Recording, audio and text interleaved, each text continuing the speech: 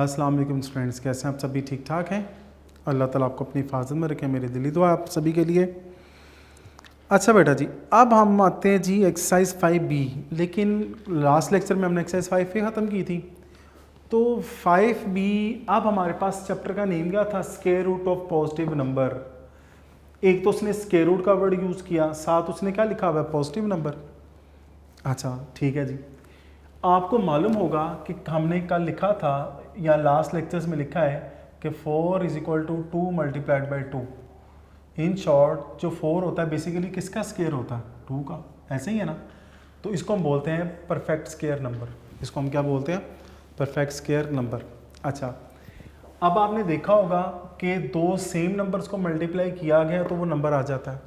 इसी तरह मैंने जब 5 को 5 से मल्टीप्लाई किया 25 आ गया, तो 25 स्क्वायर नंबर है। और 5 और 5 इसके 2 इक्वल फैक्टर्स। और फैक्टर्स के बारे में मैं आपको पहले बता चुका हूँ कि जैसा कि ये भी 5 इसको कम्प्लीटली डिवाइड कर देगा ना 25 को, तो इसका मतलब 5 25 का फैक्टर है। अगर एक नंबर दूसरे नंबर को कम्प्लीटली डिवाइड कर दे, इट मीन्स वो उसका फैक्टर होगा। ये तो पिछली बात मैंने रिपीट की। स्क्वायर रूट है क्या? The square root of the number is the number which is multiplied by itself gives the same number. अब ये तो हमने स्क्वायर की बात की ना। देखें 4 है, मैं 4 का स्क्वायर रूट लूँगा तो आंसर क्या आएगा? 2। तो 2 को 2 टाइम्स मल्टीप्लाई किया था तो 4 ही आया था ना। अब आपने देखा होगा मैंने 4 के ऊपर एक रेडिकल साइन यूज़ किया, इसको हम बोलते हैं स्क्वायर रूट। इसको हम क्या बोलते हैं? Square root. इसको किसका सिंबल बोलते हैं? स्क्वायर रूट का। अक्सर बच्चे जो है ना वो अंडर रूट का वर्ड यूज़ करते हैं, तो मेरे सर कहा करते थे अंडर रूट वर्ड है ही कोई नहीं। तो ज़रा आप भी इसके बारे में सर्च कीजिएगा कि अंडर रूट क्या है और स्क्वायर रूट क्या है। तो अंडर रूट का वर्ड आपने यूज़ नहीं करना स्क्वायर रूट के लिए। अच्छा, that is the symbol of square root. ये स्क्वायर रूट का सिंबल है। किसका सिंबल है? Square root. और इसकी वैल्यू हमेशा 1/2 होती है। इसकी वैल्यू हमेशा क्या होती है? 1/2। चलें, 4 कैन बी रिटन एज 2 × 2 और ये लिखा जाएगा 2 का स्क्वायर। तो 4 किसका स्क्वायर होगा? 2 का। तो taking square root on both sides. तो अब आपकी आसानी के लिए स्क्वायर रूट की वैल्यू मैंने क्या बताई है? 1/2। तो 2 से कैंसिल, तो जस्ट क्या आ जाएगा? 2। यानी कि अगर मैं स्क्वायर रूट को डायरेक्ट 2 से कैंसिल कर दूं तब भी कोई इशू नहीं है। स्क्वायर रूट को डायरेक्ट 2 से कैंसिल कर दूं तब भी कोई इशू नहीं है। ये तो हो गया छोटा सा कॉन्सेप्ट या थोड़ा सा कॉन्सेप्ट स्क्वायर रूट के बारे में। अब मसला ये आ जाता है, उसने साथ एक वर्ड यूज़ किया जी, पॉजिटिव नंबर। किसका यूज़ किया? Positive number. मैं आपको इसी एग्जाम्पल के थ्रू इसको समझाता हूँ। 4 = 2 × 2। मेरा बेटा फोकस कीजिएगा, इंपॉर्टेंट पॉइंट है। अच्छा जी, मैंने आपको बोला कि 4 को मैंने लिखा 2 × 2 और जब मैंने 4 का स्क्वायर रूट लिया तो मैंने ये भी लिखा कि ये 2 आ रहा है। आप देखना कि नेक्स्ट क्लास में जब जाएंगे ना तो 4 का जब स्क्वायर रूट लेंगे तो उसके साथ आएगा +-2, यानी कि +2 भी आएगा और -2 भी आएगा, +2 भी आएगा और -2 भी आएगा। ठीक है, अब कैसे आएगा मैं ये आपसे डिस्कस करता हूँ। 4 है और इसका हमने स्क्वायर रूट लेना है, तो it can be written as +2 × +2, क्योंकि प्लस प्लस प्लस ही आएंगे। इसका मतलब ये +2 का स्क्वायर हो गया। +2 का स्क्वायर रूट से कैंसिल, तो आंसर क्या आ गया? +2। लो जी, इसका मतलब 4 का स्क्वायर रूट +2 भी हो सकता है। सेम कंडीशन इधर अप्लाई करते हैं। स्क्वायर रूट 4 = इसको लिख सकता हूँ -2 × -2। देखिए ना, माइनस माइनस क्या होता है मेरे बेटा? ये बताएं, प्लस होते हैं ना। तो इसका मतलब +4 आ जाता है। तो अब बात आ जाती है जी इधर -2 का स्क्वायर और इसके ऊपर स्क्वायर रूट का साइन, क्योंकि दोनों सेम थे ना तो मैंने स्क्वायर ले लिया। अब ये स्क्वायर रूट से कैंसिल हो जाएगा, आंसर क्या आ गया? -2। अब प्रॉब्लम ये है कि मैंने -2 को -2 से मल्टीप्लाई किया तब भी +4 आता है, और जब +2 को मल्टीप्लाई किया तब भी +4 आता है। मेरी बात समझ आई? तो इस वजह से फिर हम कौन सा साइन यूज़ करते हैं? +- का। कौन सा साइन यूज़ करते हैं? +- का। तो अब देखा जाए कि मुझे नहीं पता कि जब मैं 4 का स्क्वायर रूट लूँगा तो प्लस आ रहा है या माइनस आ रहा है। ठीक है ना? तो आपकी स्टेटमेंट ने मसले हल कर दिया। वो कहता है square root of positive number. इसका मतलब अब माइनस का कॉन्सेप्ट इस एक्सरसाइज में नहीं होगा। इन शॉर्ट आप माइनस नहीं भी लिखेंगे, आपको कोई ऑब्जेक्शन नहीं होगा, कोई प्रॉब्लम नहीं होगा। लेकिन मैंने ये कॉन्सेप्ट इसलिए दिया क्योंकि ताकि आप आगे जाएंगे ना 9-10 क्लासेस में इंशाल्लाह ताला, तो उसमें आपको प्लस माइनस यूज़ करना होगा। समझ आ गई बात की? वो प्लस माइनस आप यूज़ करेंगे तो आपको फिर उसके मुताबिक क्वेश्चन सॉल्व करना होगा। तो इस वजह से मैंने दोनों कॉन्सेप्ट दे दी कि पॉजिटिव भी होता है और नेगेटिव भी होता है। अच्छा, ये तो हमारे पास आ गया जी स्क्वायर रूट का कॉन्सेप्ट। अब देखें वो एक्सरसाइज 5B में वो क्या कहता है। अच्छा जी, मेरा बेटा एक्सरसाइज 5B में देखें ज़रा आप लोग, इसमें जो है ना जो फर्स्ट पार्ट है क्वेश्चन नंबर 1 का, find square root of the following using the prime factorization method. हमने prime factorization, find the square root of the following, question number 1 exercise 5B।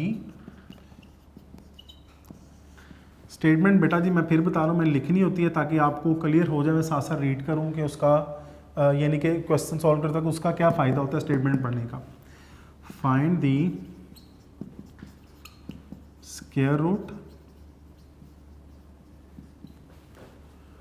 Of the following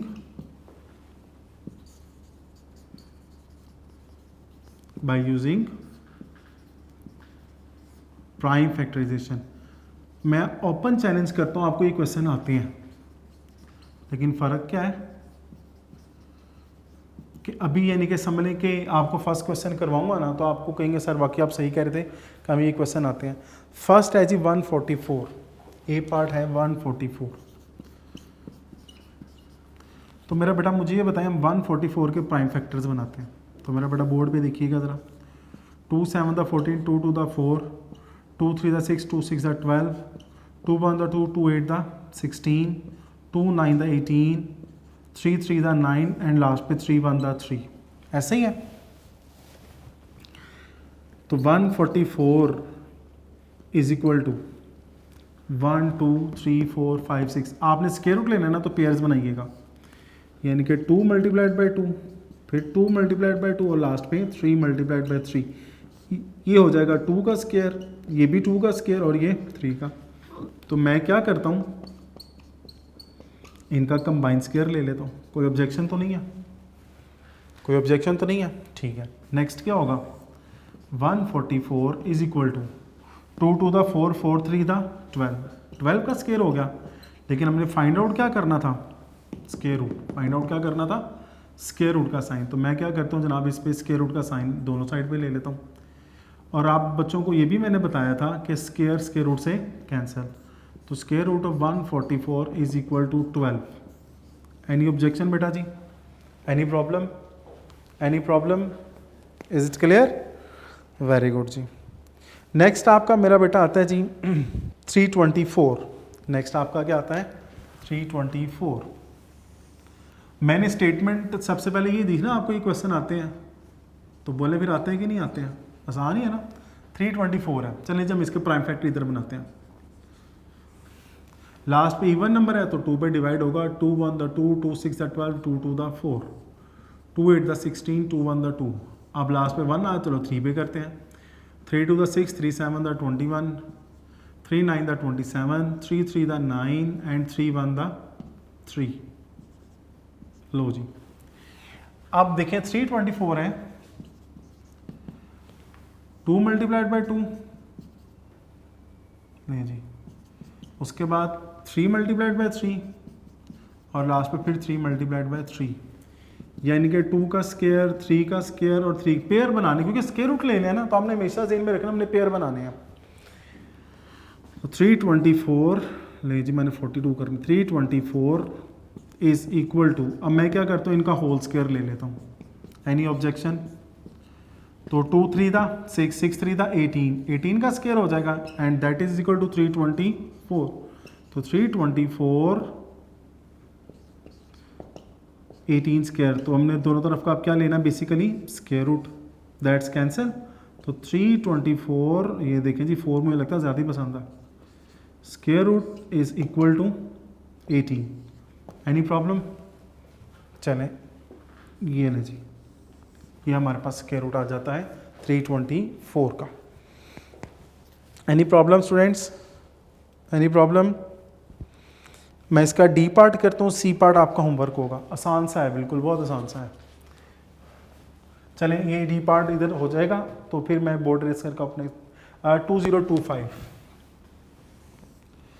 D part है 2025, तो 2025 के हमने factors बनाने हैं। चलें मेरा बेटा करते हैं जी। 5 4 दा 20, अब नेक्स्ट 2 आ रहा है ना, तो आपको तो 0 इंट्रोड्यूस करवाना पड़ेगा, और फिर 5 5 दा 25, फिर करते हैं जी 5 8 दा 40, 5 1 दा 5, नहीं जी 3 2 दा 6, 3 7 दा 21, 3 9 दा 27, 3 3 दा 9 एंड लास्ट इज 3 1 दा 3। तो अब देखें 2025 is equal to 5 multiplied by 5, 3 multiplied by 3 और लास्ट में फिर 3 मल्टीप्लाइड बाय 3। तो मेरा बेटा बताइए किसका स्क्वायर होगा 5 का, ये किसका स्क्वायर होगा 3 का, और लास्ट भी क्योंकि मैं पेयर्स बना रहा हूँ ना। अब हम क्या करते हैं, इसका होल स्क्वायर लिख देते हैं, 5 मल्टीप्लाइड बाय 3 मल्टीप्लाइड बाय 3 का होल स्क्वायर। तो 5 3 दा 15, 15 3 दा 45, यह आ जाएगा 45 का स्क्वायर। लेकिन ये किसके इक्वल चल रहे हैं हम, 2025। अब हम क्या करेंगे, 2025 इज इक्वल टू 45 स्क्वायर, हम इसका स्क्वायर रूट ले लेते हैं, ये कैंसिल हो जाएगा। तो square root of 2025 is equal to 45। ये हमारे पास था प्राइम फैक्टराइजेशन का मेथड, जिसके थ्रू हम लोगों ने इसके इक्वेशन सॉल्व किए हैं। अब हमारे पास जो A B C D part था, बेसिकली ये फ्रैक्शनल फॉर्म में नहीं था। आगे हमारे पास आता है जी जो नेक्स्ट पार्ट आ रहे हैं ई एफ जी एच वगैरह, ये हमारे पास आते हैं फ्रैक्शनल पार्ट, तो इनको भी हम सॉल्व करके देख लेते हैं, नो इशू। अच्छा बेटा मैं स्टेटमेंट भी रेज कर रहा हूँ, स्टेटमेंट वही है, ठीक है। अब हमारे पास आ रहे हैं जी फ्रैक्शनल पार्ट्स। जी मेरा बेटा अब आपके पास आता है जी ई पार्ट 64/81, 64/81। अगर मैं आपसे कहूँ, आपको बेसिकली दो क्वेश्चंस मिले हैं, एक तो 64 और एक 81 है। करते हैं जी 64 को सॉल्व।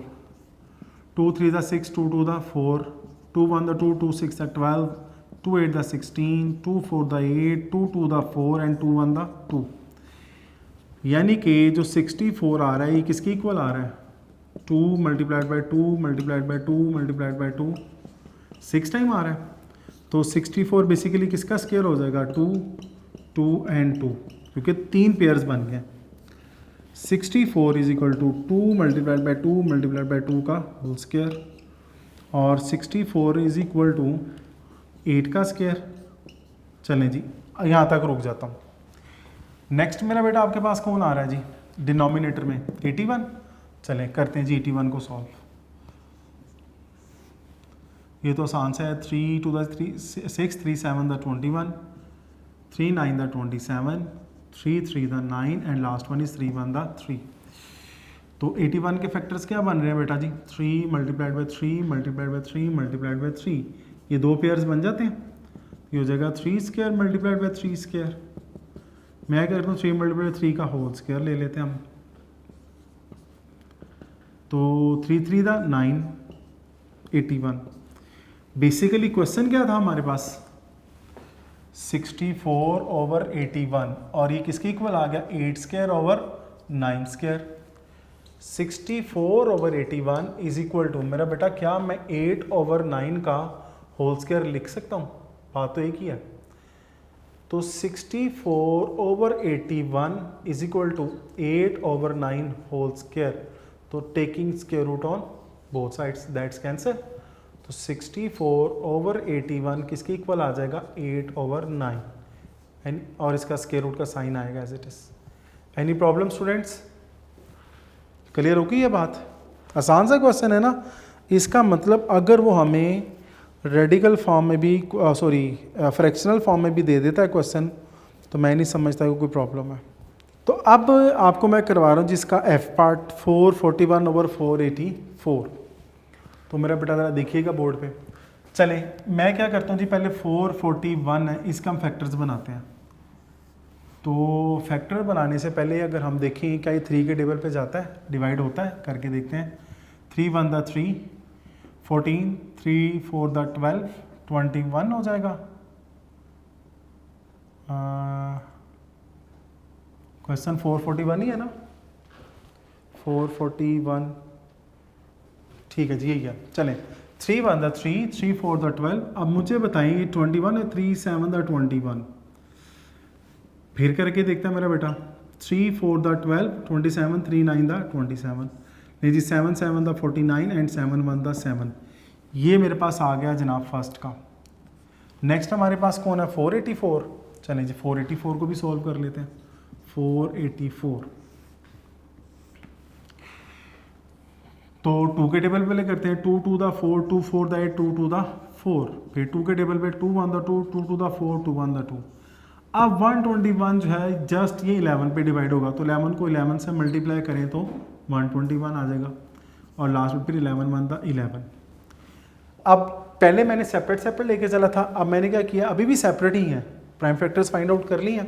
तो अब देखिएगा मेरा बेटा, 441 over 484 is equal to 3 multiplied by 3 multiplied by 7 multiplied by 7, 2 multiplied by 2 multiplied by 11 multiplied by 11। Any problem?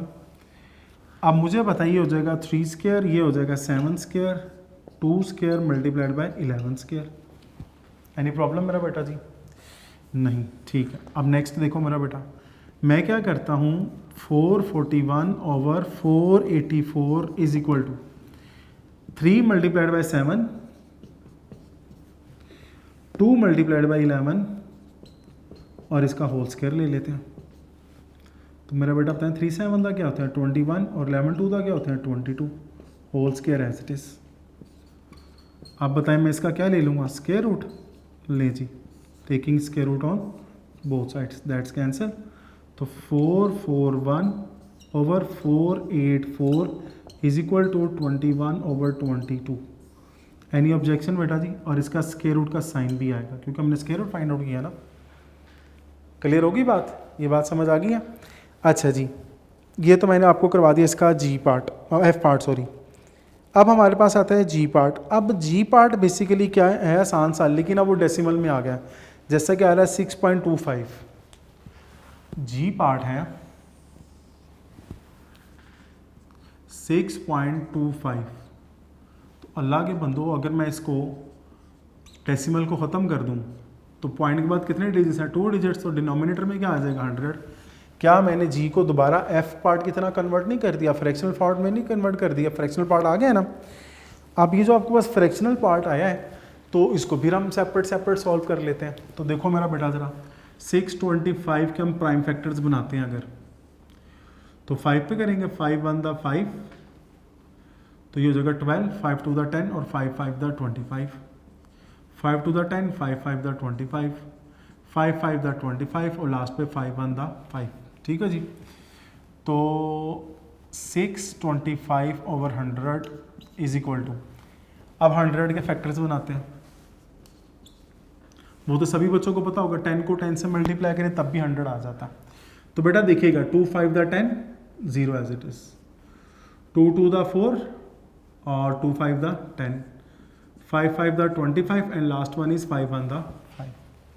तो देखिएगा ज़रा, 5 multiplied by 5 multiplied by 5 multiplied by 5 over 2 multiplied by 2 multiplied by 5 multiplied by 5, 625 over 100 is equal to, इसका pair बनाएं और इसका pair बनाएं, 5 square multiplied by 5 square, इन दोनों का पेयर बना लें, 2 स्क्वायर मल्टीप्लाइड बाय 5 स्क्वायर। तो ये हो जाएगा 625 over 100 is equal to 5 multiplied by 5, 2 multiplied by 5 का whole square. Any problem students? तो 625 ओवर 100 इज इक्वल टू 5 5 का क्या होता है 25 और 2 5 का क्या होता है 10। अब ये तो हमने इसको स्क्वायर फॉर्म में कन्वर्ट किया, तो लास्ट स्टेप क्या होगा, taking square root on both sides. 625 over 100, इसका स्क्वायर रूट ले लेता है मेरा बेटा, 25 over 10 whole square, 25 over 10 whole square. अब होल स्क्वायर है तो टेकिंग हमने square root on both sides किया, अब ये स्क्वायर रूट से क्या हो जाएगा कैंसिल। तो 625 over 100 is equal to 25 by 10 और इसका क्या आएगा साथ स्क्वायर रूट। ये देखिए हर बार दफ़ा मैं लाजमी रुक के बताता हूँ ताकि आपको याद रहे हमने स्क्वायर रूट ही फाइंड आउट किया। स्क्वायर रूट नहीं लिखेंगे तो एंड पे आपको एक नंबर कट सकता है कि विदाउट स्क्वायर रूट इक्वल कैसे हो सकते हैं। ठीक है मेरा बेटा जी, यहाँ तक क्लियर है आप सभी को? अभी तक किसी बच्चे ने कुछ पूछना हो? अच्छा, इसका जो नेक्स्ट एज पार्ट है मेरा बेटा वो आप लोगों ने खुद सॉल्व करना है। ठीक है जी। अच्छा जी, अब हमारे पास आता है जी question number 2। Question number 2, question number 2 जब आप लोगों ने सॉल्व करना है ना मेरा बेटा, तो आप लोगों ने इसके लिए ना एक दो बातें जहन में रखनी है। वो बातें अगर आपके जहन में रह जाती हैं ना, तो क्योंकि अब मेथड थोड़ा सा चेंज हो रहा है, तो अब हमने जो है ना उसको सॉल्व करना। हाँ जी, क्वेश्चन नंबर 2 नेक्स्ट क्वेश्चन आ रहा है कि find the square root of the following using long division method. अब हमारे पास क्या आ गया? Long division method. बेटा जो पार्ट्स आपको मैं होमवर्क के लिए देता हूँ वो लाजमी अटैम्प्ट किया करें। हो सकता है हम सिर्फ वही पेपर में दे दें, फिर क्या करेंगे आप लोग? बोलें। Exercise 5B question number 2।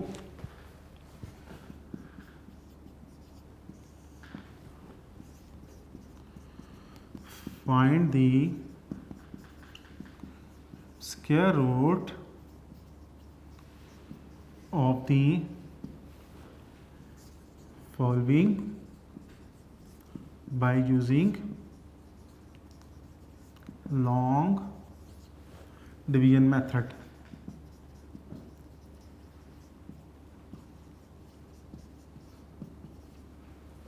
अच्छा जी, ए पार्ट क्या है हमारे पास?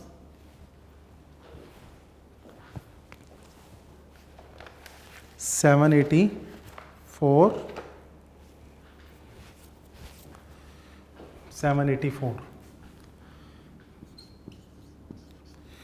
प्रॉब्लम सिर्फ ये है कि लॉन्ग डिवीजन मेथड जो आ रहा है, लॉन्ग डिवीजन मेथड में देखें जो बातें हैं जो हमने जहन में रखनी है वो मैं इसके साथ साथ ही आपसे डिस्कस कर रहा हूँ, और ये बातें जो हैं वो आपको समझना ज़रूरी है, आपको माइंड में बिठाना ज़रूरी है। ठीक है ना?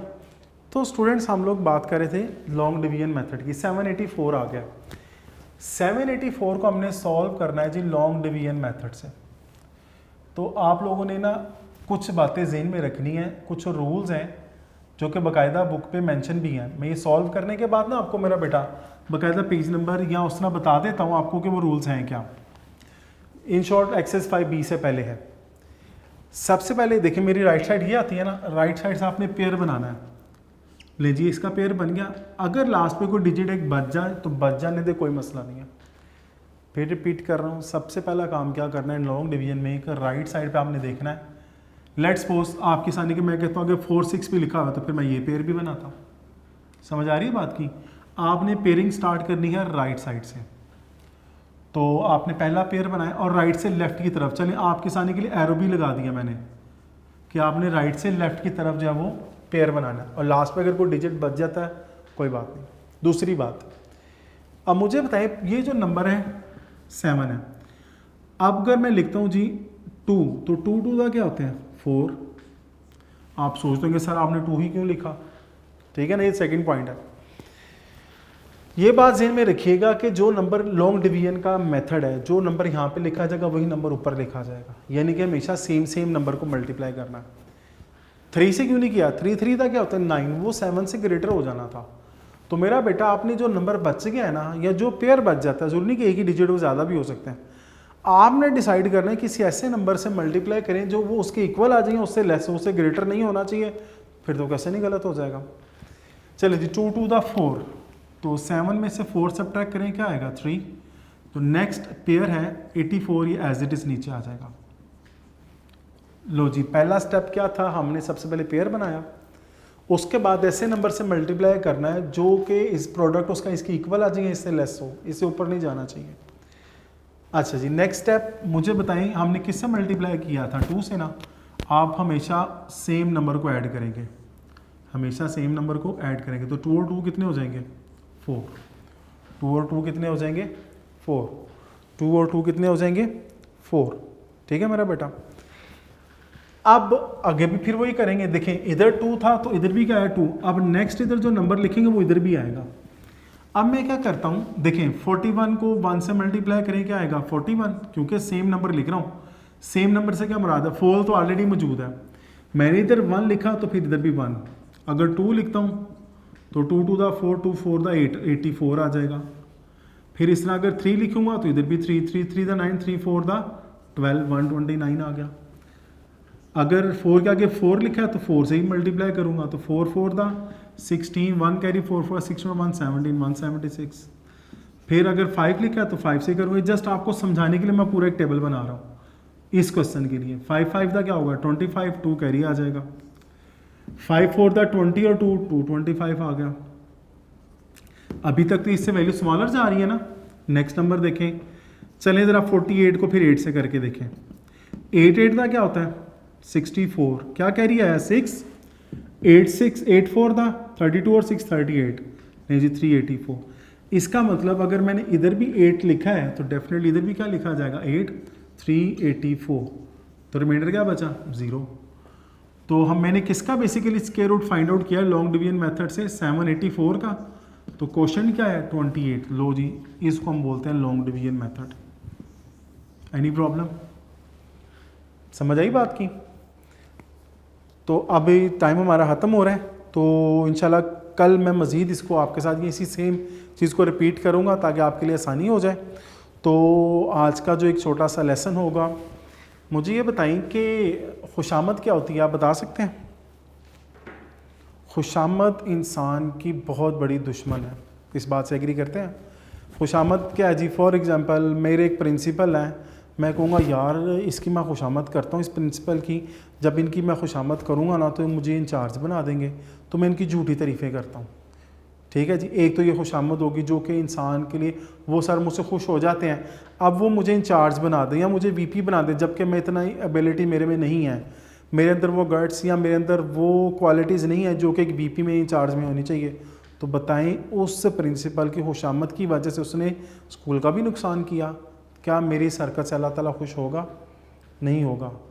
मज़े की बात बताता हूँ, जो खुशामद है ना सिर्फ़ और एक सिर्फ उस्ताद है, एक टीचर, इसकी खुशामद करना जायज़ है कि उस टीचर की तारीफ़ करें, उसको अच्छा लगेगा, वो डेफिनेटली आपको और प्यार और लगन से पढ़ाना शुरू करेगा।